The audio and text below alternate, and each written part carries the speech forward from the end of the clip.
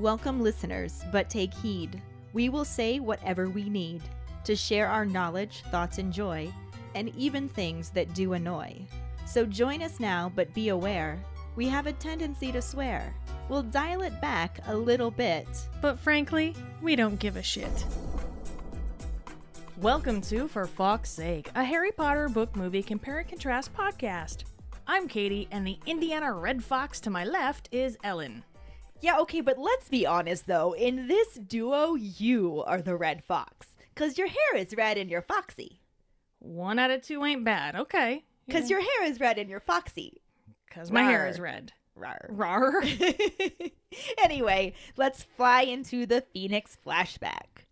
Last week we covered the second half of Chapter 22, St. Mungo's Hospital for Magical Maladies and Injuries, and the absolutely no corresponding film scenes. Sirius takes a page out of Molly's book and decides, when in doubt, feed people. Harry is getting increasingly depressed at the number of people thanking him for attacking Mr. Weasley. Moody and Tonks look like a hipster dad with his punk rock daughter. Among all the insanity at St. Mungo's, there's nothing scarier to a parent than a child with wings. As always, Molly and Arthur are couple goals forever. Fred and George seem to have made a business out of enabling Harry's meddling. And if you're looking for where to go in St. Mungo's, check the sign before bothering the front desk. During episode 157, Stop Thanking Me!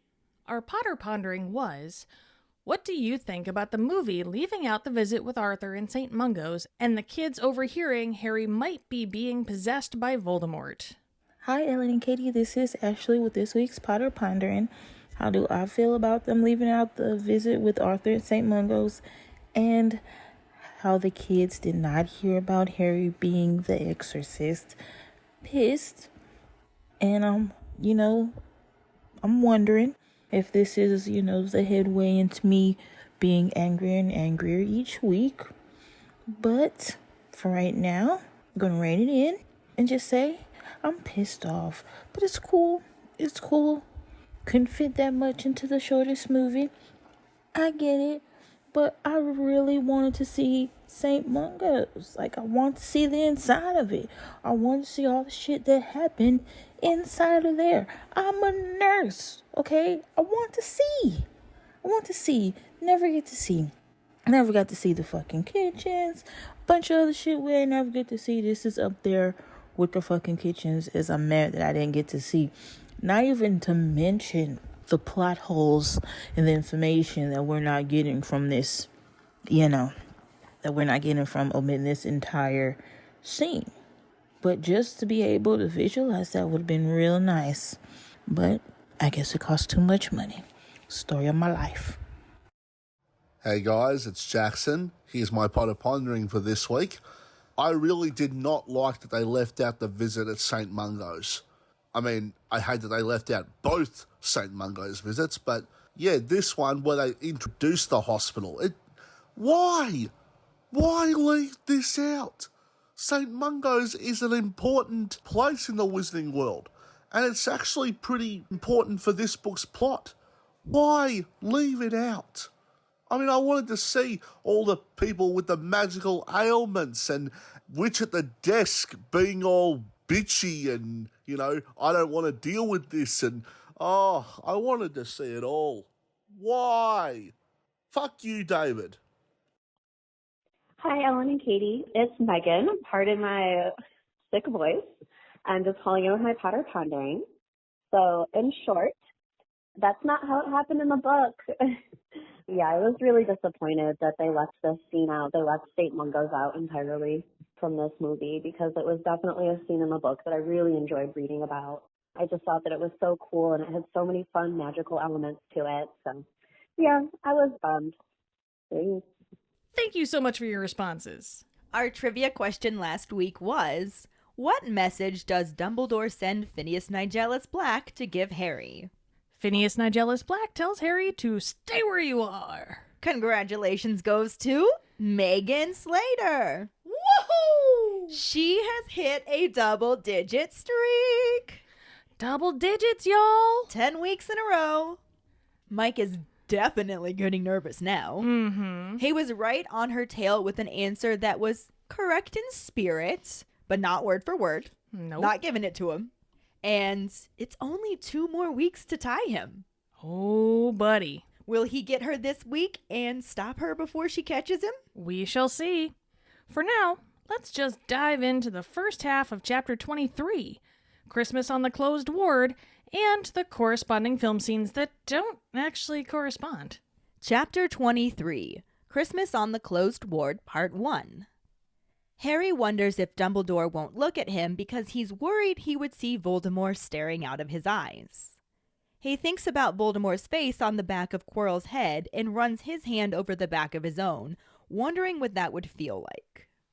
On the whole, he feels dirty and contaminated because now he knows he actually had been the snake. He thinks about Sirius's word that he's after stuff he can only get by stealth, like a weapon, and figures that he is the weapon, and that's why he has a guard. Not to protect him, but to protect everyone else from him. As he worries that Voldemort could be inside him and listening to his thoughts, Mrs. Weasley leans over and asks him if he's all right. He nods in response, but as they walk back up to Grimmauld Place, she asks again, telling him he looks really pale. She insists he go right upstairs to bed and get some sleep before dinner, and he agrees so he can use it as an excuse to avoid everyone. Instead of going straight to bed, he begins to pace back and forth past the beds and Phineas Nigellus's empty portrait, wondering how Voldemort got him to London and back, but figuring it was possible because he's so powerful. He panics when he realizes that if Voldemort is possessing him, he's giving him an inside view to the Order of the Phoenix, and decides he needs to leave Grimmauld Place right away. He considers going back to Hogwarts, but worries about the people still there that he could attack and decides he better go to Privet Drive. He packs up his trunk, trying not to think about how the Dursleys will react to his early arrival, and begins to drag it to the door, but is interrupted by Phineas Nigellus, who asks if he's running away. Harry shortly tells him he isn't running away, and Phineas Nigellus questions his bravery and says he thinks he'd have been better off in his own house, since Slytherins are brave, but if given the choice will always save their own necks. Harry tersely replies that he isn't saving his own neck, and Phineas realizes that he's being noble, but then tells him he has a message for him from Dumbledore. Harry turns and asks what it is, and the portrait tells him to stay where you are. Harry insists that he hasn't moved and asks for the message, and Phineas Nigellus explains that that was the message. Dumbledore said to stay where you are. Harry wants to know why and asks what else he said, and Phineas Nigellus simply tells him nothing whatsoever. This makes Harry angry, and he begins ranting about the grown-ups not telling him anything, prompting the former headmaster to speak over him and inform Harry that this was precisely why he loathed being a teacher, and then launching into his own rant about young people being convinced they're right about everything. Harry latches onto a comment about what the Dark Lord may be planning and tries to ask about it. Phineas Nigellus dodges the question and excuses himself from listening to adolescent agonizing before leaving. Harry yells at the empty frame to tell Dumbledore thanks for nothing before flopping face down on his bed. It feels impossible that less than 24 hours ago, Cho Chang was approaching him under the mistletoe, and though he's afraid to sleep, he figures it must be okay since Dumbledore told him to stay, but he's still scared that it will happen again. Unable to fight it, Harry falls asleep and dreams of that deserted corridor with the plain black door, rough stone walls, torches, and other doors. He reaches the black door but cannot open it, though he is desperate to. Ron's voice calls his name and tells him that dinner is ready, but his mum said she will save him some if he wants to stay in bed. He opens his eyes, but Ron is already gone, and he worries that his best friend doesn't want to be in the same room with him after he heard what Moody said. He figures no one will and decides not to go down to dinner, and rolls over and falls back to sleep, waking up again in the middle of the night, aching with hunger and hearing Ron snore in the next bed. He can also see Phineas Nigellus standing in his portrait and figures Dumbledore sent him to watch over him in case he attacked someone again. The feeling of being unclean increases, and he half wishes he had not obeyed Dumbledore, thinking he might be better off at Privet Drive anyway, if this is what life at Grimmauld Place will be like. The following morning, everyone else spends time putting up Christmas decorations, and Harry can't remember Sirius ever being in such a good mood, actually singing Christmas carols. But Harry keeps to himself and ignores Mrs. Weasley when she calls up to him for lunch. Around 6 that evening, the doorbell rings and Mrs. Black starts yelling again. Harry just figures it's another Order member and settles more comfortably against the wall in Buckbeak's room, feeding him dead rats and trying not to think about his own hunger. He is shocked when someone starts hammering hard on the door and Hermione's voice calls out to him, telling him that she knows he's in here and asking him to come out. Harry opens the door, asking her what she's doing there since she was supposed to be skiing with her parents. She explains that skiing isn't really her thing, and so she's come for Christmas, having told her parents that she needs to be at Hogwarts to study for exams. She then tells him to go to his bedroom since Ron's mom lit a fire and sent up sandwiches. He follows her back to the second floor and is surprised to find Ron and Ginny there as well. Hermione tells him that she traveled by night bus and that Dumbledore told her what happened first thing that morning, but she had to wait for the term to officially end before setting off. She also tells them that Umbridge is livid that they disappeared right under her nose, even though Dumbledore told her Mr. Weasley was in the hospital and he gave his permission for them to go visit. She then sits down next to Ginny and asks how he is feeling. Harry says fine, but she impatiently tells him not to lie because Ron and Ginny already told her that he's been hiding from everyone since they got back from St. Mungo's. She also tells him that she knows what they overheard with the extendable ears, and Harry is pretty upset that they've been talking about him. Ginny cuts him off to tell him that they wanted to talk to him, but since he's been hiding, they couldn't. Harry says that he didn't want to talk to anybody, and Ginny tells him that was a bit stupid since she's the only other person he knows who's been possessed by you-know-who and can tell him how it feels. Her words hit their mark and Harry looks at her, saying he forgot. She coolly tells him, "Lucky you," and Harry apologizes before asking her if she thinks he's being possessed. She wants to know if he can remember everything he's been doing or if there are big blank periods where he doesn't even know what he's been up to. Harry thinks about it and realizes that he remembers everything. Ginny tells him that he hasn't been possessed then, because when it happened to her, she lost hours at a time and would find herself places without knowing how she got there. Though this makes Harry feel better, he's still worried about the dream he had, and Hermione reminds him that he's had dreams like that before. Harry tries to insist that this one was different because it was like he was the snake, and he's worried that Voldemort somehow transported him to London. Frustrated, Hermione reminds him that no one can apparate or disapparate inside Hogwarts, even Voldemort, and Ron tells him that he never left his bed and was thrashing around for about a minute before he could even wake him up. Everything his friends are telling him makes a lot of sense and goes a long way to comfort him. He grabs a sandwich and crams it in his mouth, relieved that he isn't the weapon after all. Harry has no idea how he could have ever considered returning to Privet Drive for Christmas, especially since Sirius's delight is infectious. They all work so hard to decorate the house that by the time they go to bed on Christmas Eve, it's nearly unrecognizable. When they awake on Christmas morning, Harry finds a stack of presents at the foot of his bed, and Ron is already halfway through opening his own pile. He tells Harry that it's a good haul and thanks him for the broom compass, especially since it's much better than the homework planner Hermione got him. Harry sorts through his own presents to find the one from Hermione and sees that he got his own homework planner. Sirius and Lupin gave him a set of books called Practical Defensive Magic and its Uses Against the Dark Arts, which are going to be very useful for the DA meetings. Hagrid sent him a furry brown wallet with fangs. Tonks gave him a small working model of a firebolt, which makes Harry wish he still had his full-size one. Ron gave him an enormous box of every flavor beans. Mr. and Mrs. Weasley gave him the usual hand-knitted jumper and some mince pies. Lastly, Dobby made him a truly dreadful painting. As Harry is turning it upside down to see if it looks better that way, Fred and George apparate in with a crack and warn them not to go downstairs, since Percy returned his Christmas jumper and their mom is crying again.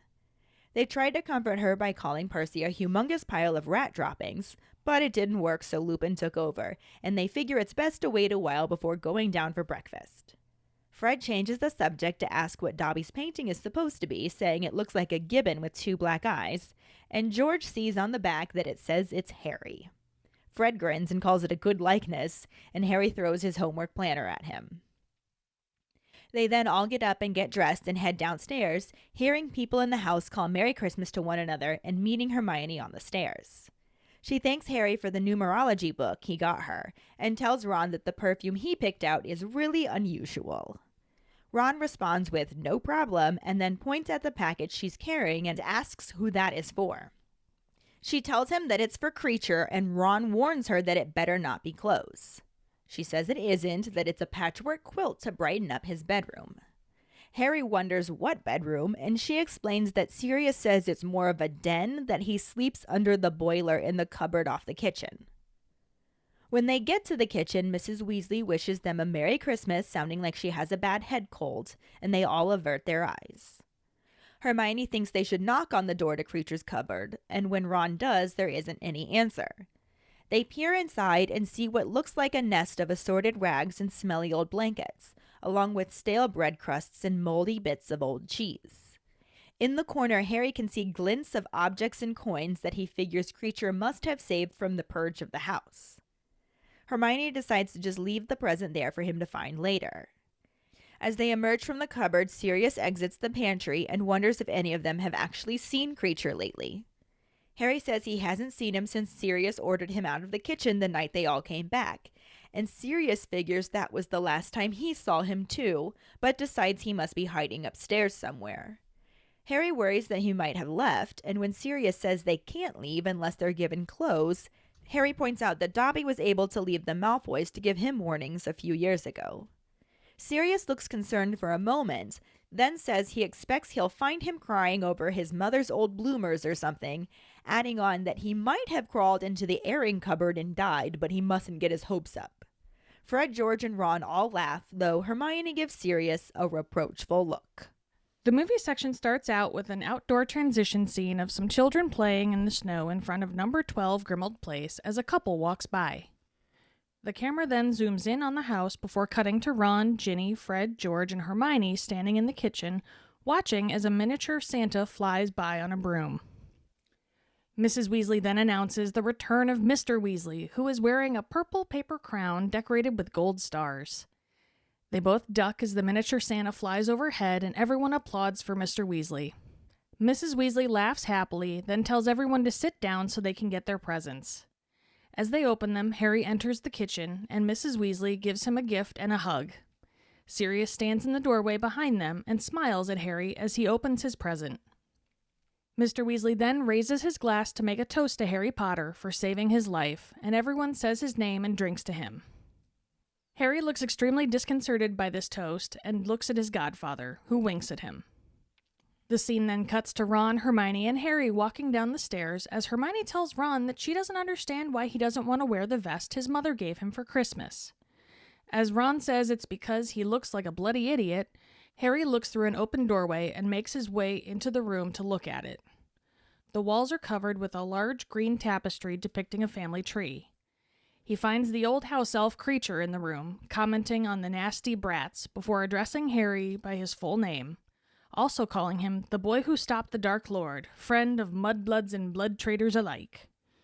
As the elf begins muttering about his poor mistress, Sirius appears on the stairway and yells at Creature to stop talking and orders him away. That's it. And that's it. So obviously, that's not the same thing. I mean, it is if you look at it through a piece of cardboard. If your eyes are closed. Yes, that too.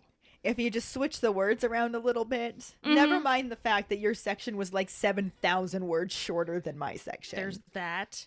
But also, if you take the individual letters and move them into a different pattern, it's similar. Yeah, some of the same letters were definitely used. Sure, yeah. Characters. There were very similar characters in this section. Were. Yeah. There really were. And that's it. And that's it. We already talked last week about how they completely omitted St. Mungo's. Mm-hmm. And since this is called Christmas on the Closed Ward, obviously it's relating to St. Mungo's again, which did not exist in the movie, so... Nope, not a bit. That's not going to correspond. No. this half of the chapter also doesn't yet get to St. Mungo's. Yeah. And technically, what does happen in the movie kind of corresponds, I use that term very loosely. Right. I mean, with the second half of this chapter, but it also really doesn't. yeah. On the upside, it's Christmas in both. It is Christmas in both. Dang! Yay! I'm gonna go sleep now because that's all I gotta do. Right? But anyway, the book chapter starts with Harry figuring that Dumbledore doesn't want to look at him because he's going to see Voldemort in his eyes. Yeah. Which would be creepy. Yeah, sure. Definitely. Mhm. Not the actual reason, which we will learn later, but Right. I can see why Harry's gotten to this point. Yeah. He also feels dirty because the idea that he's being possessed means he was actually the snake, so he definitely feels violated at this point. Well, yeah. I mean, that's totally understandable, Yeah. I think. I don't blame him for these feelings, Mm-hmm. but these feelings are also born out of ignorance because nobody, Dumbledore, will fucking tell him anything. That was slick. And I love Dumbledore, I do, but he really did fuck this up. And he admits it later, but he really did fuck this up. Honestly, man, it would have been so simple, Right? but we would have had a much shorter book, I think, so. And would that have necessarily been a bad thing? I mean, They made the movie shorter. yeah. Less for us to enjoy, though. So Less there's caps that. lock Harry. Less caps lock Harry. Yeah, less angsty teen. Oh, much less angsty teen.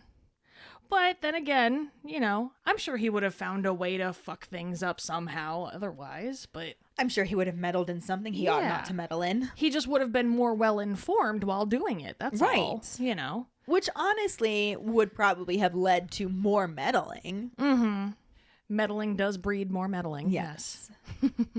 He thinks about Sirius's word about Voldemort being after stuff he can only get by stealth, like a weapon. Mm-hmm. And now comes to the conclusion that he is the weapon, Yeah. which also makes him think that his guard is not to protect him, it's to protect others from him. Which I can't really blame that logic.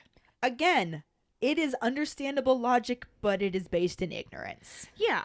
I mean, it's perfectly understandable logic. It's just strictly because he doesn't have the whole picture. Yeah. Which is on Dumbledore, once again. Yep. Because Dumbledore is the one telling other people not to tell him what's going on.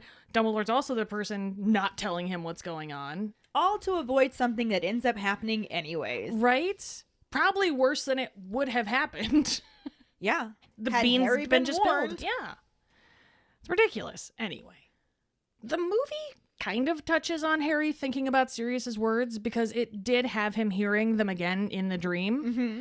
So it's not really a ding, but at least, I don't know, like a callback, a reference. Yeah, something. Yeah. Yeah, they definitely put it in there again. Because he Mhm. said it once, they referred back to it. Maybe even more than once. Yeah. That is the closest thing that I found to an actual similarity in this section. I mean, even that was a couple minutes ago in the movie, so it was Yeah, there's that too. not entirely the same thing, but yeah, it's the only way that you can connect the two. So Right. we're going with it because that's what we do. But in this moment, he's also worried that Voldemort's just like basically hanging out in his head and looking through his eyes and watching everything that's going on. Mhm. Like, he wouldn't notice that, but Right. Harry, there's a reason you're not in Ravenclaw. Right. Seriously. But Mrs. Weasley leans over Ginny to ask him if he's all right, and he just nods because he What else is probably he gonna can't do? find words. It's not like he can be like, no, I'm not all right. I'm being possessed by Voldemort. Right. How That- do you know that? That is a floodgate to not open right now. Oh, extendable ears survived. Did they? Fred George! Like, Right. not a can of worms he wants to open. No. So he just nods.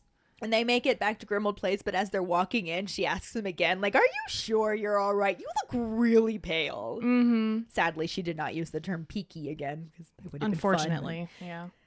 been fun. Peaky? But she ends up telling him that he probably needs more sleep and sends him straight up to bed so he can get some before dinner. And he's like, yeah, okay, that's cool, because I was looking for an excuse to avoid everybody anyway, and here it is built right in. Yes, I'm going to go sleep. And of course, he doesn't go sleep. He goes up to his room and he paces back and forth and back and forth and back and forth and comes to the conclusion that Voldemort is probably powerful enough to transport him out of Hogwarts into London and back in a short span of time, but he has no idea how he would have done it.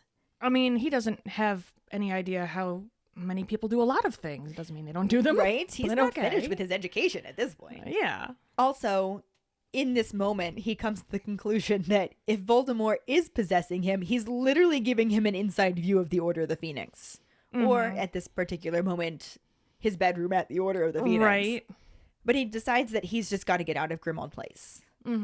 And first he thinks about going back to Hogwarts, but then realizes that there are still people who stay there over the holidays and it could put them in danger, which again, his logic here is non-Ravenclaw-esque because No. dude, you were at Hogwarts and attacked somebody in London, according to what you're thinking right now. It doesn't matter where you are if that's the case. Yeah. You're not helping yourself if that's really what's going on. Yeah, he's not thinking this through, but he's also emotional and it's understandable.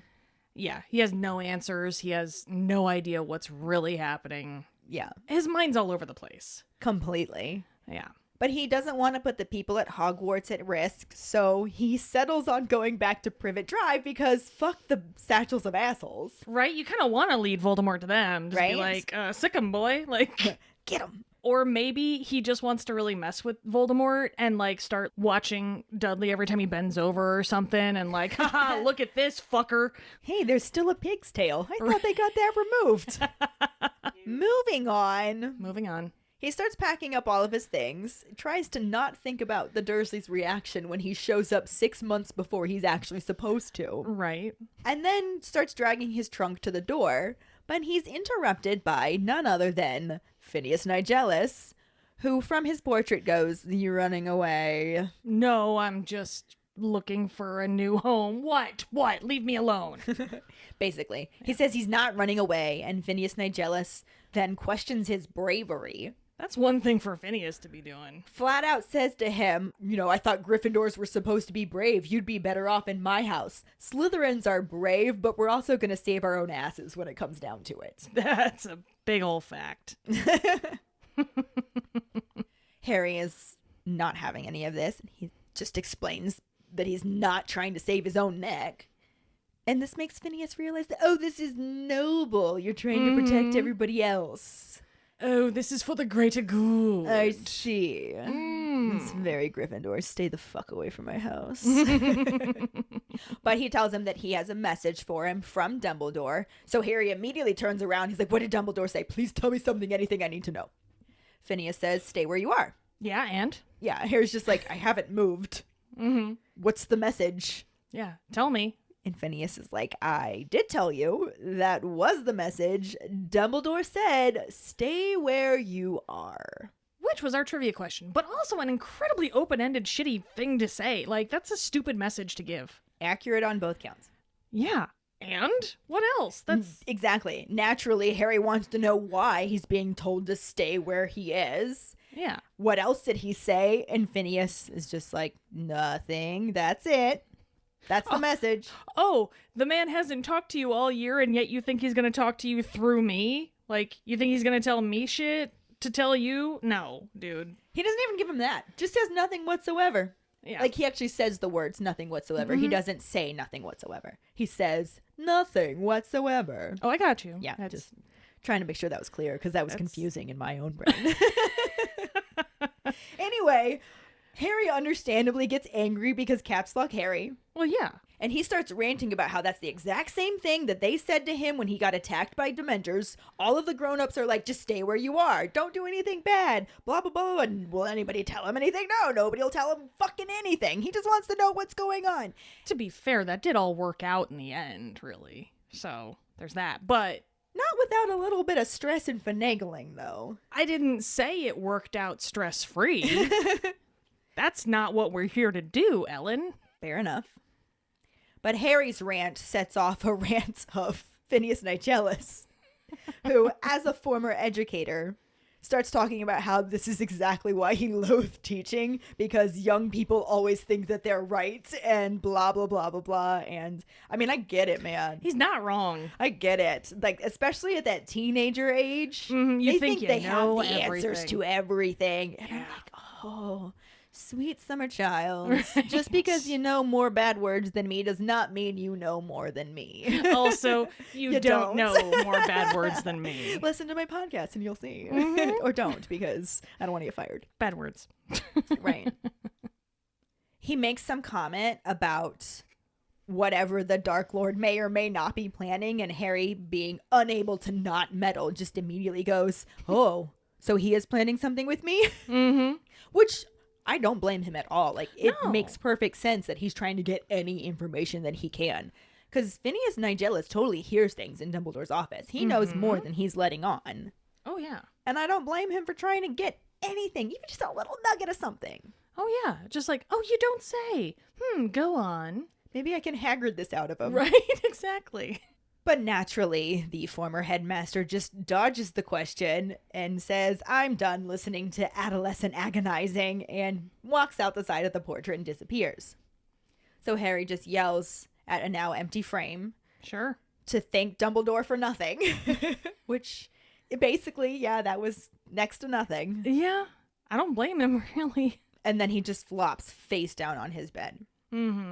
First, his brain wonders how it was just 24 hours ago that Cho Chang was coming to kiss him under mistletoe. And now he's here in this situation, afraid to sleep, though he figures if Dumbledore's telling him to stay where he is and not saying anything about don't fall asleep, it's gotta all be okay. But he's still terrified that he's gonna fall asleep and attack somebody. It's never easy to go back to sleep after you've had a nightmare. No, it's not. And this is literally a nightmare that he found out was a thing that happened. This was real. This was a nightmare come true. And at the very least, Dumbledore could have said, "This was not your fault, Harry.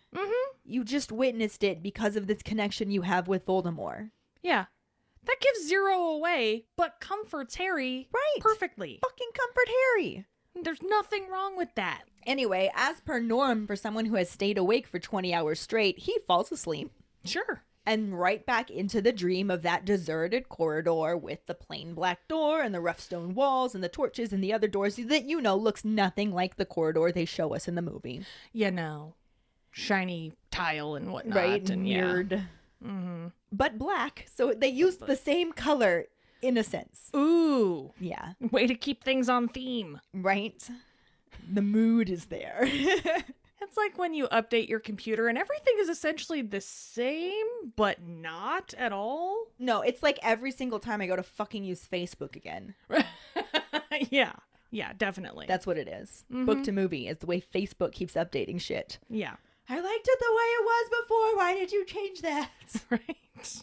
But anyway, in the dream, he makes it to the door, can't get it open, and he just feels this desperation to open the door. Like, that is all that he wants out of life. There is no inkling of Cho Chang or anything else. He just wants to open that door. What's in the door? Exactly. What's through the door? And then he hears Ron calling his name. Kind of wakes him up from the dream. Tells him that dinner's ready, but his mom did say she'll save him something if he wants to stay in bed. By the time Harry opens his eyes, Ron is gone, and Harry is now convinced that his best friend just wants nothing to do with him, is afraid to be in the same room with him, and he's just like, I'm not going to subject everybody else to my presence because I'm sure they're all feeling that way. And he just rolls over and goes back to bed. Oh my god, that's just how I feel normally. Aw. I Respect, like your Harry. presence. Oh, goodness, thank you. Anyway. But he falls back asleep, and by the time he wakes up again, it is middle of the night, like wee early hours of the morning, and he's starving. Well, yeah, because now he hasn't had anything since lunch. First he's overtired, now he's over hungry. Right. Pretty soon he's just going to be over everything. I think he is over everything. Never mind. At this Yeah, point. that's already. He's definitely over Dumbledore's shit. For sure. But he's starving, and he can hear Ron snore in the next bed, which really should tell him that if your best friend is not afraid to sleep in the same room as you, you're fine, Harry. You're being stupid. Like, you're good. You're good, but whatever. He notices out of the corner of his eye, too, that Phineas Nigellus is standing in his portrait again, and just naturally assumes that Dumbledore sent him to watch him in case he attacks somebody again. Or when really, maybe he sent him to watch him to make sure he doesn't just have a bad dream again. Yeah. Or make sure he stays put like he fucking told him to do. Harry, Harry, Harry, Harry, Harry. You are just overthinking this, my dude. Harry, Harry, Harry, Harry, Harry, Harry, Harry. Instead of Harry, Harry, Harry, it's just Harry, Harry, Harry, Harry, Harry. Yes. Harry. He kind of wishes he hadn't listened to Dumbledore's order and just left, Yeah. figuring that life would be better at Privet Drive if this is what it was going to be like at Grimmauld Place. Right. Harry, you're doing this to yourself right now. Mm-hmm. But whatever. Sir, get out of your head, man. He really needs to. Oh my gosh. He's just like, fuck y'all and this popsicle stand. I'm out. And it's just, dude, just fucking sit down. Just sit down. Take a chill pill. Yeah, go read a fucking book. Do something. The next morning, he wakes up, basically avoids everybody again. Like he does. Right. He can hear everyone putting up the Christmas decorations, and Sirius is like singing Christmas carols. He's in such a good mood having everybody there. And he does acknowledge that he's never really ever seen or heard Sirius be that happy. Yeah. But he still can't join in. He's still just, Right. woe is me, and even ignores Mrs. Weasley when she calls to him to come get lunch. And it isn't until 6 that evening. So now we're looking at an entire day and a half almost that he still has not eaten. Yeah. He's just hiding from everybody. 6 that evening, the doorbell rings and Miss Black starts yelling, and Harry's just like, whatever, it's just another order member, and he just stays where he is. He's currently hiding out in Buckbeak's room, which I love the fact that they're calling it Buckbeak's room because it was Right. Sirius's mother's room.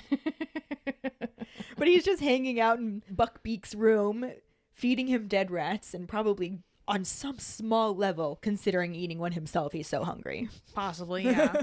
Or just being like, I wonder how wide I could open these windows. Could you fly out if Right. I open the window wide enough and we could just go fuck off and let's go to McDonald's? I don't know if they let that through the drive-thru. Well, I mean, you can't go on foot, but can you go on animal feet? Can you go on horsey bird back? Or- Horsey bird back. that sounds like a weird sex position. Let's move on. Try saying that though. I would rather not. But it's going to be the episode title. Horsey bird back. Horsey bird back. Horsey bird back. It's kind of weird to say, isn't it? Horsey bird back. Anyway, horsey bird back. He's really surprised when somebody starts banging on the door to the bedroom. And then it's Hermione's voice that's just calling out, Harry, I know you're in there. Open up. I want to talk to you. And he's so surprised that Hermione's there, and the fact that he has to meddle, I'm sure, is the only thing that got him to open the door. Right. Because the first thing out of his mouth is, what are you doing here? You're supposed to be skiing with your parents. If there's one way to get Harry's attention, it's make something a mystery. Right? He's got to Honestly. solve it. Yep. But she explains that skiing isn't really her thing, so she's come for Christmas. You know, lying to her parents and telling them that she has to stay at Hogwarts because anybody serious about their exams is staying there to study. Which probably isn't super far from the truth. In another less insane year, Right. that would be Hermione. Probably, yes. You know? She also asks him not to tell Ron because he's been making fun of her from the moment he found out she was going to be going skiing and was trying to tell him that it's really good. I love skiing. It's great. And now that she's having to admit to Harry that it's not her thing, she's like, don't tell Ron. Yeah. I just had to justify this for like 3 weeks. Could Right, you come like on, just please, don't mention it? Don't bring it up. Right. But she tells Harry to go back down to his bedroom, and he follows her down there and is surprised to find Ron and Ginny waiting for him in there, as well as a fire and sandwiches, but he's still not ready to eat. And I've been there, Yeah. so I get it. But she tells him, icebreaker, I traveled here by night bus, and Dumbledore told me what happened first thing this morning, but I had to wait for the term to officially end before I could leave. She also lets them know that Pepto-Bismol is pissed that they got away without her even knowing about it, like right under her nose. They just, bye. They just fucked Where'd off. they go? They left before term ended. What's going on? Yeah. And you know that on some level, she knows that was under very suspicious circumstances. Oh, yeah. She knows damn well. And we know from this part that Dumbledore told her exactly what happened to Mr. Weasley and says that he gave them permission to leave. But we still don't know what McGonagall actually said to explain why they were out of bed at that point. Yeah. Because at that point, nobody knew about Arthur. It had just happened. Right. So no one had any idea what the hell was going on. He wasn't even at St. Mungo's yet. Why would they have gone before anyone even knew? So I'm sure that they had to say something about some reason they had to meet with Dumbledore, and maybe they were in the office when they got the news or something. I would love to know Something. how they finagled that one. I'm very Yeah. curious. Completely unimportant to the actual plot. I just want to know. Right? If I had this backstory, no questions would be answered for me, but I'd still be happier somehow. Right? Well, the more things you can tell me about Harry Potter, the happier I am going to be. Exactly. So. Very true. Yes. But anyway, Hermione sits down next to Ginny and directs the subject to the main one at hand and wants to know how Harry's feeling. Mm-hmm. He says he's fine, and she just flat out says, "Don't lie to me. Right. I know you're not fine. Ron and Ginny already told me that you've been hiding from everybody since you got back from St. Mungo's, and I know what y'all overheard with the extendable ears. You're not fine." Like, dude, do you understand? I read you like a book, and I read books well. Yeah. Yeah, you're not challenging to me. All Harry gets out of this is that they've been talking about him behind his back. Which, I mean, what do you expect him to do? And that's exactly what Ginny said. She says, "Well, we wanted to talk to you, but you wouldn't talk to us." And he's like, "Well, that's because you wouldn't look at me." And she's like, "No, you wouldn't look at us." And Hermione says, "Maybe you guys have just been taking turns looking at each other and missing." Kind of laughs about it. Mm-hmm. But Harry ends up saying that he didn't want to talk to anybody. And Ginny just flat out tells him, I love this moment. in this fiery, redheaded, badass Ginny sense, Mm-hmm. "Well, that was a bit stupid considering that I'm the only other person you know that's been possessed by Voldemort." Like, oh, shit. She just threw down. Yeah. She straight up threw down. Literally talk to me because I can tell you what it feels like. Yeah. Dude, you're not special in this route. I hate Yeah. to tell you. And this hits Harry like a bucket of ice water because he just goes, "Oh, I forgot." Mm-hmm. Which she says, "Yeah, lucky you." I love Ginny in this moment. I can remember very vividly reading this book for the first time and just going, "Yes, you fucking tell him." Like, And this was one of the moments where I felt like they really started to build up their relationship. yeah. Because I always, from the beginning, with Ginny's crush on Harry, the fact that she's a redhead and Harry needed to be part of that family, I always figured this is where it was going to go. Yeah. You always saw it coming. But this was the moment in this book that you start to see Ginny has moved on from her childish crush so she can develop real feelings, and they start setting her up in a way as an equal to him. Yeah, because she's not just the starstruck little girl. Yeah, and now who's- she's taken over as Seeker on the Quidditch team, and now she's reminding him that she's been fucking possessed by Voldemort. Yeah, she's If coming there into is her own. Anybody in this world who understands Harry, it is her. Mm-hmm. She is the only other person who can say definitively, no, this is what it felt like, and you are not alone.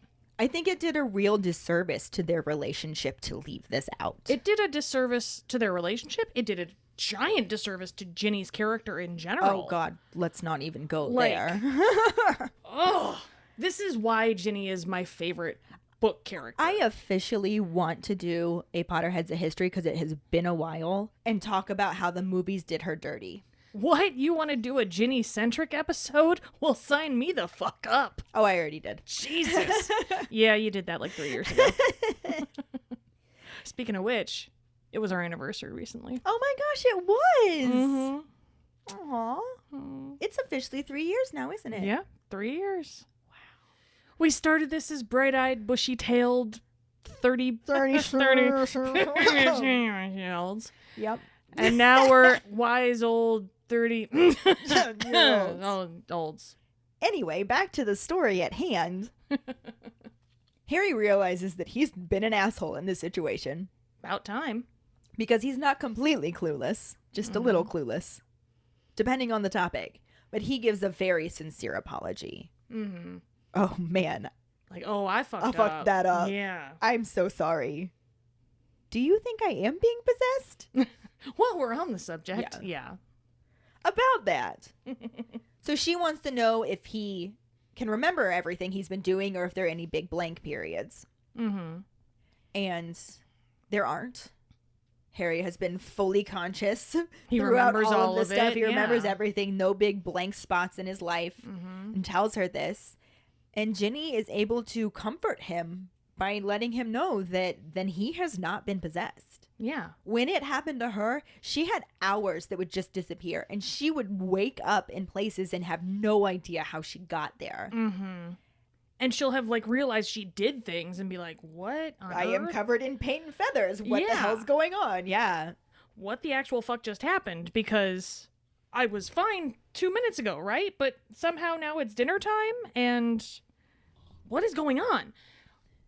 But Harry hasn't had that. No. He remembers everything he saw through the snake's eyes. He remembers all of that. Honestly, it's more like he's, I don't want to say possessing Voldemort. Mm-hmm. He's just like doing a ride along. Yeah. He's like riding bitch in Voldemort's brain, Yeah. basically. Race car passenger. He's sidecar. Yeah. Sidecar Harry. Mm-hmm. Anyway, this does actually make him feel a little bit better, Mm-hmm. but he's still really concerned about that dream Yeah. and the fact that he was the snake. Yeah. And this is when Hermione steps in with the cool Hermione logic. She just Hermione's that shit. Hermione is now a verb. I like it. Anyway, she reminds him that he's had dreams like that before, and Harry says that it wasn't like that, though. This one was different. He was the snake, and he's worried that Voldemort was somehow able to transport him into London. Yeah. And then we get the, Hermione sigh. Ah, Dude. Harry, Dude. are you ever going to read Hogwarts a history? You can't apparate or disapparate inside of Hogwarts. Even Voldemort can't do it. Which I get what she's saying, but at the same time, it's not like it's the first time in the series where Hermione's been like, oh, Harry, that's not possible. And then by the end of the book, you're just like, oh, by the way, this is totally possible. Oh, yeah, this happened. Yeah. I was wrong. No, I can see how he's still worried.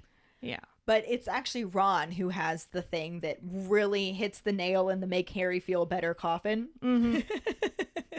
Is that a coffin? That's what I'm going with. All we're, right. we're burying his concerns. Oh, fuck you. Well done. Thank you.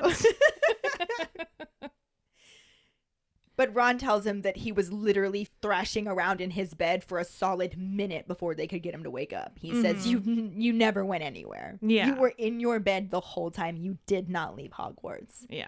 And it was just like this huge weight being lifted off of his shoulders. And he's just like, I'm not the weapon after all. And then just grabs a sandwich and crams the whole thing in his mouth because he's fucking hungry. Sure. Yeah. While the rest of them are like, if only you'd have come to us sooner. Right? Like, You just starved yourself for a day for nothing. yeah. Dude, will you maybe understand now that you can come to us instead of just being a little bitch by yourself? Did he ever actually officially learn that, though? No, he never did. Not through the entire fucking series, no. However, He improves on it a little bit. men. He definitely has a bit of a loner hero complex, though. He does. But weight is off his shoulders. We have hit that last nail in the coffin to bury Harry's concerns. Mm-hmm. And now he's like, why the fuck did I ever think that I wanted to go back to Privet Drive? Right? Especially since Sirius is still in such a good mood. It's just infecting everybody. And they're all so excited about Christmas. And, their dad's going to be fine. And Harry's not being possessed. And presents. And Like, they're it's all finally together. a good day. Yeah. So they spend the rest of the time leading up to Christmas just decorating the house. And by the time they're going to bed on Christmas Eve, it's completely unrecognizable. Like, the spider webs are gone. Everything's polished. There's decorations everywhere. And it just looks like a different, probably far less gloomy place. They even put Santa hats on the house elf heads of the stairway. That is an excellent use of taxidermied house elf heads. Yes, I love Yeah. it so much. Anyway, on Christmas morning, Harry wakes up and finds his stack of presents at the foot of the bed. Mm-hmm. Ron, of course, is already halfway through opening all of his presents. Sure. And he thanks Harry for the broom compass he got him because it's significantly better than the homework planner Hermione got him. Harry goes through his own presents and finds that Hermione also gave him a homework planner. So, at least she's consistent. I sense a theme. She bought herself one too. Oh, yeah. But he does actually get some really great gifts this year. Mm-hmm. Sirius and Lupin gave him a set of books called Practical Defensive Magic and Its Uses Against the Dark Arts. That had to be really interesting. Yeah, and it's going to be absolutely perfect for planning lessons for the DA meetings. Sure. Yeah. He got a furry brown wallet with fangs from Hagrid, which he assumes was going to be some kind of anti-theft device, but he can't even put money in it without getting his fingers chewed on. I mean, it works just a little too well. This is the wallet you use when you need to stop yourself from spending money. I need one of those right now. Right? This is the wallet that you put the maxed out credit cards in so you don't keep charging things to them. Damn internet for saving them for me on certain sites. That's literally Amazon. that's literally why I choose not to save card numbers, just because I'm like, It's so convenient. I know, but I need to have that moment of like, do I really need this? Tonks gave him a small model of a firebolt that actually works, so he just watches it fly around his room That's fun. and just kind of misses his own broom. Right? He's probably like, can I like Engorgio this and make Right? it bigger and just use it myself? Or awkward. Phrasing. Moving on. Please move on. Can we move on? I'd like to move on. He got an enormous box of Bertie Bott's Every Flavor beans from Ron, Nice. who loves to get Harry candy. Mm-hmm. Yeah, Ron doesn't buy Harry presents. He buys him and Harry presents. Exactly. Mr. and Mrs. Weasley, and by Mr. and Mrs. Weasley, I'm pretty sure it's really just Mrs. Weasley, gave him his usual hand-knitted jumper and some mince pies. You know she made all of that and just puts Mr. Weasley's name on it. Well, yeah. I mean, that's a mom thing. Yeah. That's just... Hell, that's just a wife thing. Right? I've been doing that for Steve since ever. And then the last present that he got, which isn't really as good as the other ones, Hermione's homework planner might be better than it. Because it is a painting from Dobby, clearly made by Dobby, It's good to have a hobby. and it's just dreadful looking. It's a hobby for Dobby. Dobby's hobby He can go to the room of requirement and call it Dobby's Hobby Lobby. that he can fund because he has a jobby.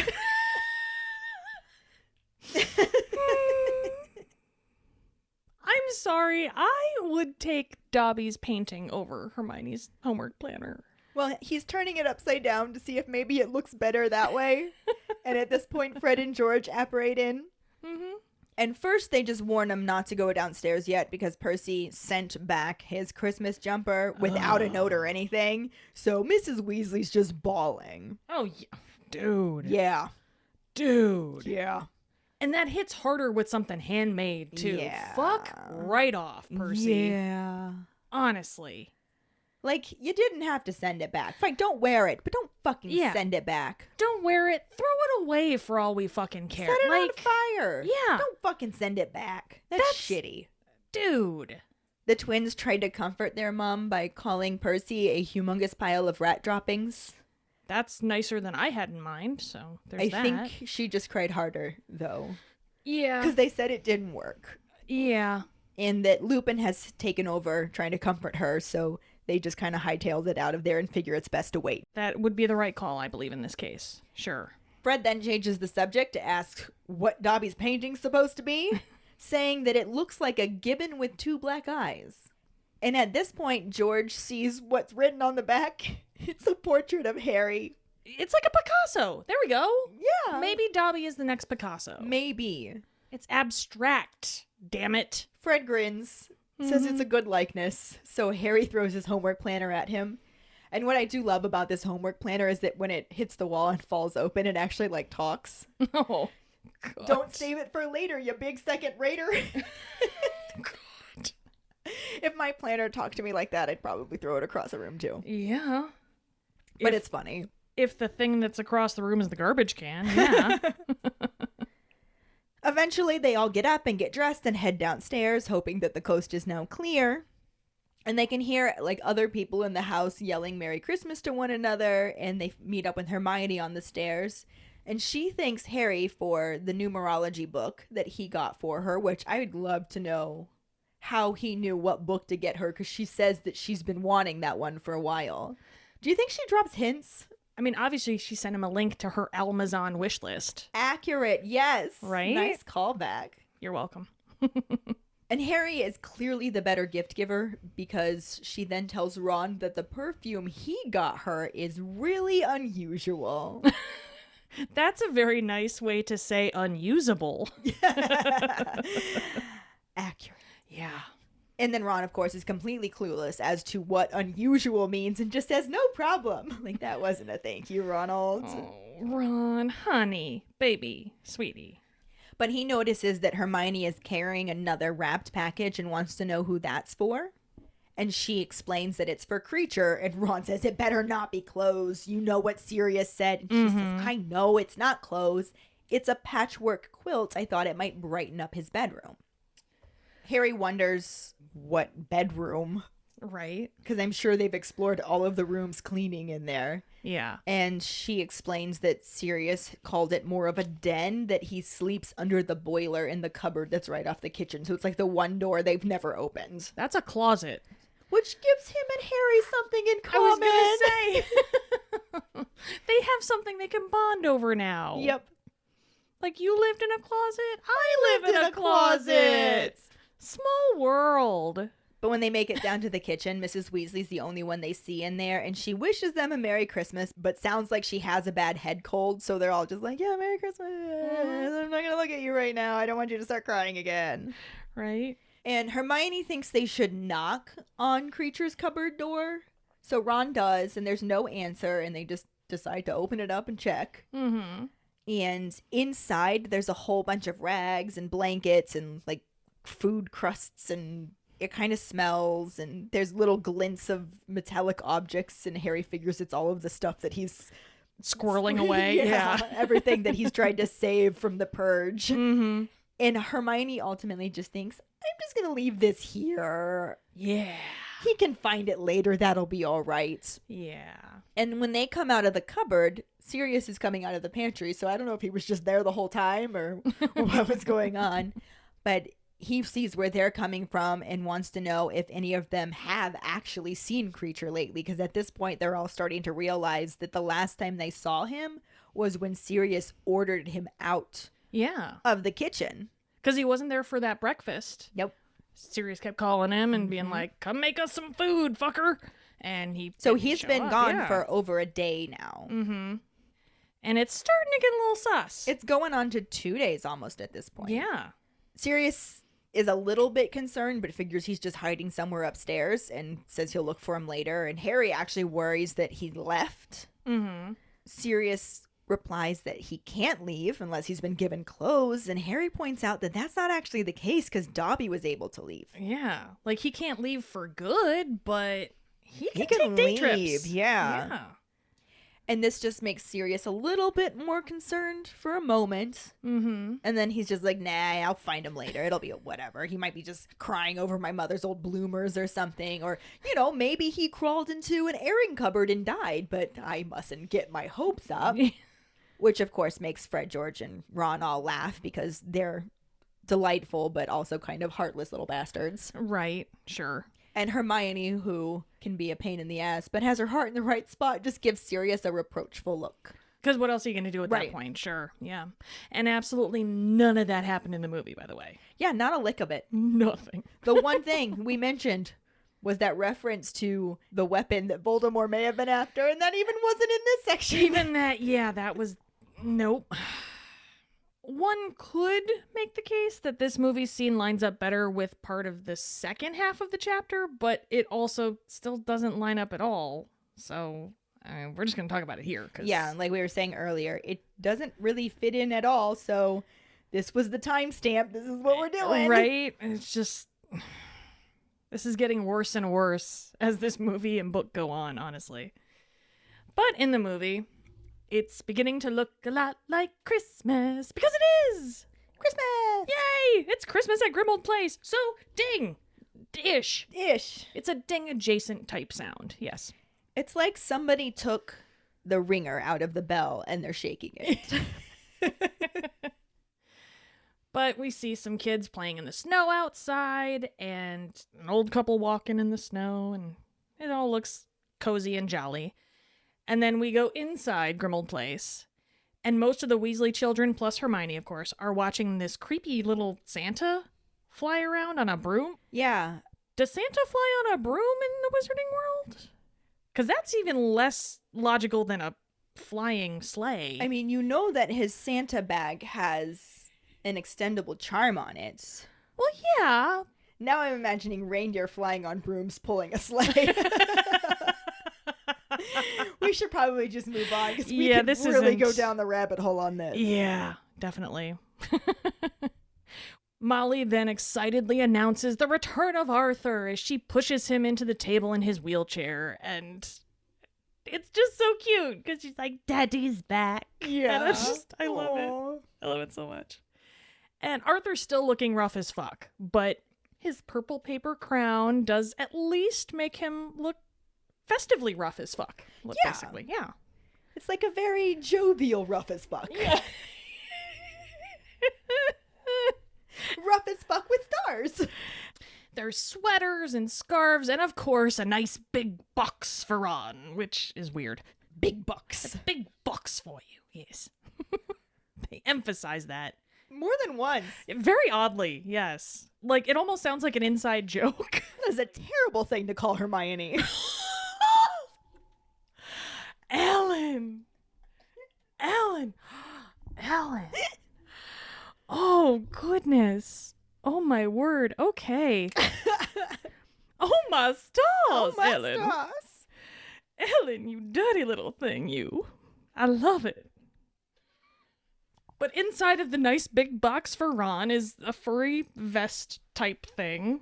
Which is so weird because in the books, she has only ever made them sweaters. They get new sweaters every year. What is this furry vest? What are these scarves and hats and gloves? The scarves and hats and gloves I can understand. Give me a Weasley sweater, damn it. The furry vest has me thrown. Was it the furry vest or was it the big box? I mean, it was the furry vest in the big box. Oh my god, I'm just getting so many. We need to move on from the furry vest in the big box. Whew. Anyway.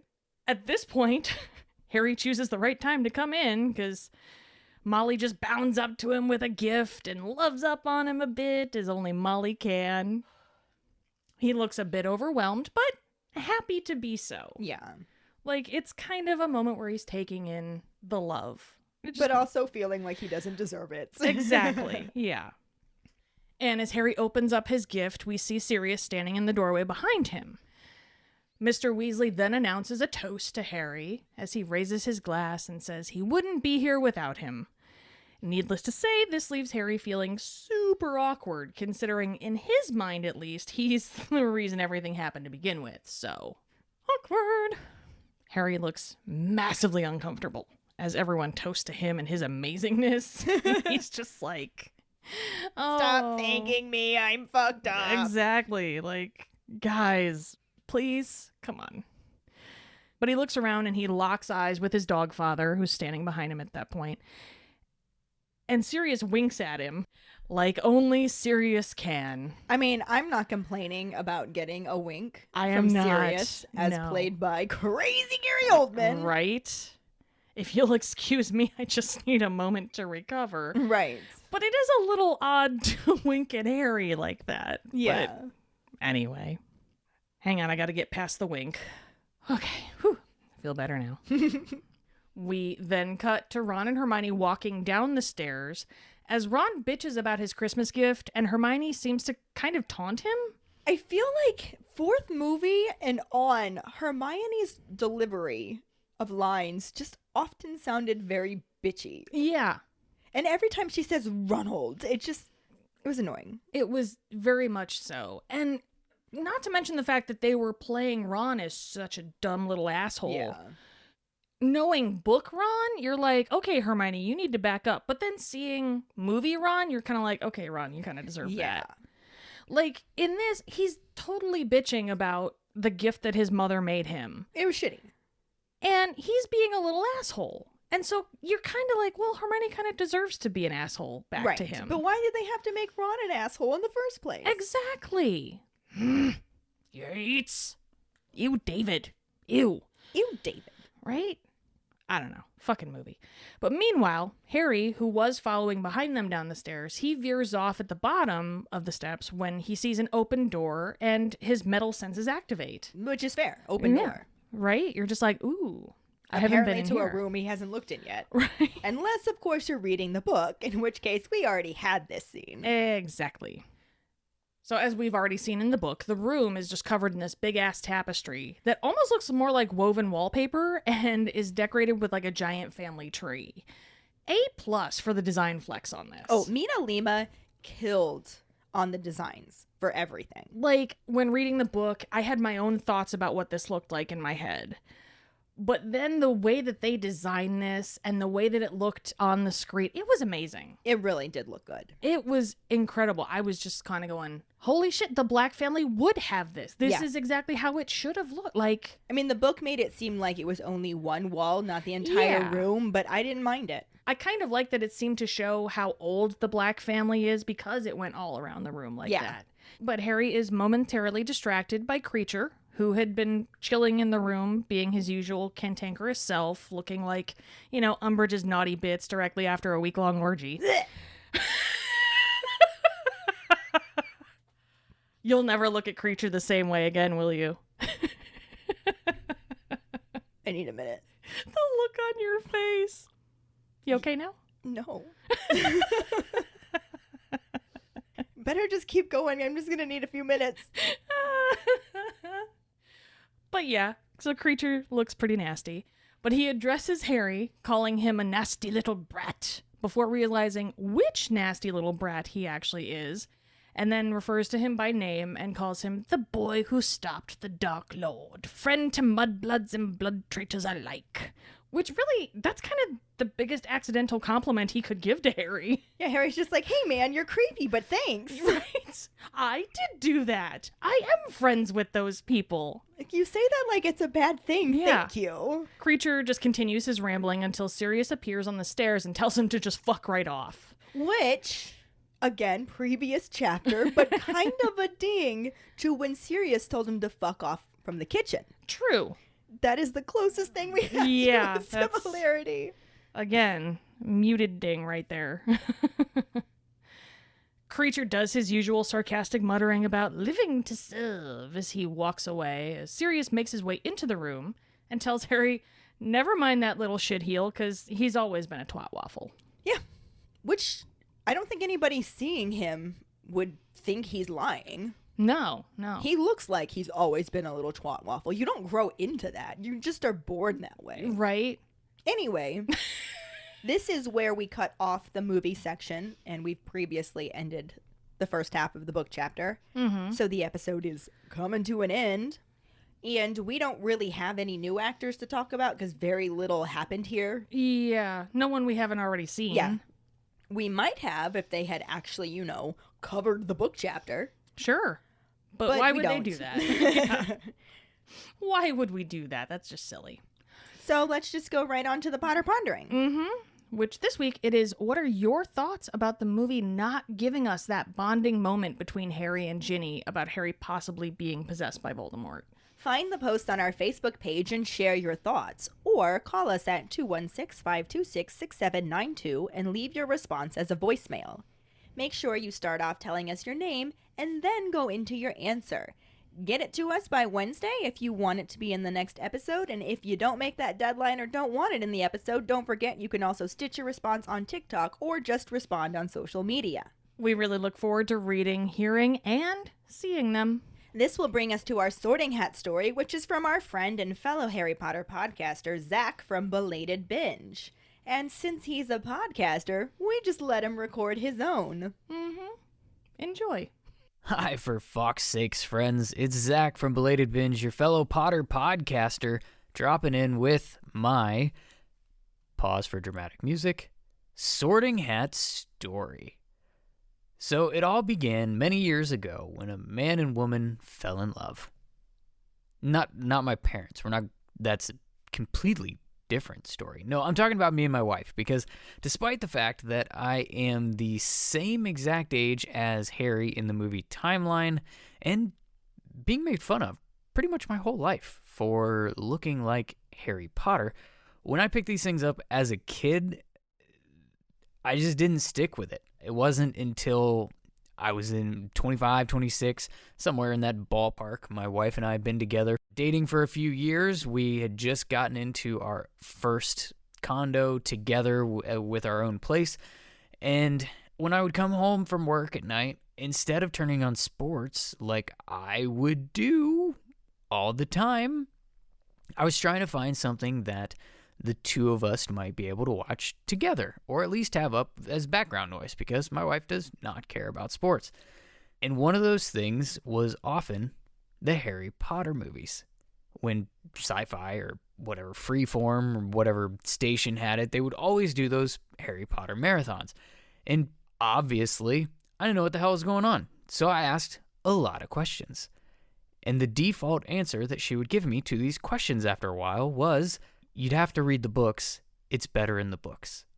And after telling me that about 1,000 times, I read the books, and then I read them again and again.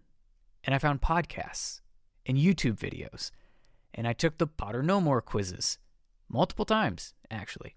They informed me that I am a Ravenclaw, perhaps with some Gryffindor leanings. My wand is maple, 12 3/4 inches, with dragon heartstring, rigid flexibility, apparently a high-achieving and powerful wand. Who knew? And my Patronus is a Manx cat, which is tailless. Hopefully that doesn't also mean spineless, because that could not be great going up against Dementors, when I imagine that'll happen to me in real life. Anyways, then Cursed Child came out, and I got super excited for a minute, and then I read it, and I wished it hadn't. But then Potter was redeemed when my daughter was born, and for the first roughly year to 2 years of her life, she fell asleep to the Sorcerer's Stone movie every single day. And then I started my podcast, and I met a bunch of other just awesome Potter podcasters. So now, after all of that, about a year into Belated Binge, I feel pretty good about calling myself a Potterhead. Thank you so much for sending us your Sorting Hat story, Zach. Yes, thank you. And check out his podcast, Belated Binge. It's pretty awesome. It's good times. My favorite episode was personally the one that we were on, but, everyone's got their own idea of their favorites. And if any of you other keepers out there listening would like us to read your Sorting Hat story on a future episode, you can email it to us at forfawkesakepodcast@gmail.com. Let us know your house, wand, Patronus, how you got into Harry Potter, and anything else you might want to share with us. Or you can message it to us over social media. This week's trivia question is, who continues to write to Gilderoy Lockhart even though he is in the hospital with memory loss? The first one who responds with the correct answer and the code word #WhoAmI will get a sticker. Another way to get a sticker is to rate and review us through iTunes or Facebook. Make sure to email us at forfawkesakepodcast@gmail.com to let us know you did, and we will get back to you to figure out which sticker you want and where to send it. Don't forget to find us and follow us on Facebook, Twitter, and Instagram at FawkesAkePod. Following us on Podbean at fawkesakepod.podbean.com will get you the episode as early as possible and give you a leg up in answering the trivia question. You can also go to our website at forfawkesakepodcast.com to check out our For Fawkes Sake and Harry Potter related merchandise for sale. Don't forget to subscribe to our YouTube channel where we post our weekly podcast episodes, cooking show episodes, vlogs, bloopers, and other random videos. If you would like to support us as a patron, you can sign up on patreon.com/FawkesSakePod. $2 and up a month will get you some awesome perks like For Fawkes Sake swag, access to patron-only Facebook groups, chats, our Discord channel, virtual hangouts, and more. As always, any support you can give is greatly appreciated, even if it's just telling your Harry Potter friends about us. And if you don't have any Harry Potter friends, there's another reason to join our Patreon, because you will meet some of the best Harry Potter people ever. I mean, just the best people ever, really. There's that too. Period. End of sentence. And join us next week when we talk about the second half of Chapter 23, Christmas on the Closed Ward, and the film scenes that sort of correspond with a much earlier section. Thanks for listening. We hope you hear us again. I'm Katie, I'm Ellen. and in the meantime... Keep calm and Harry on. Oh, for fuck's sake.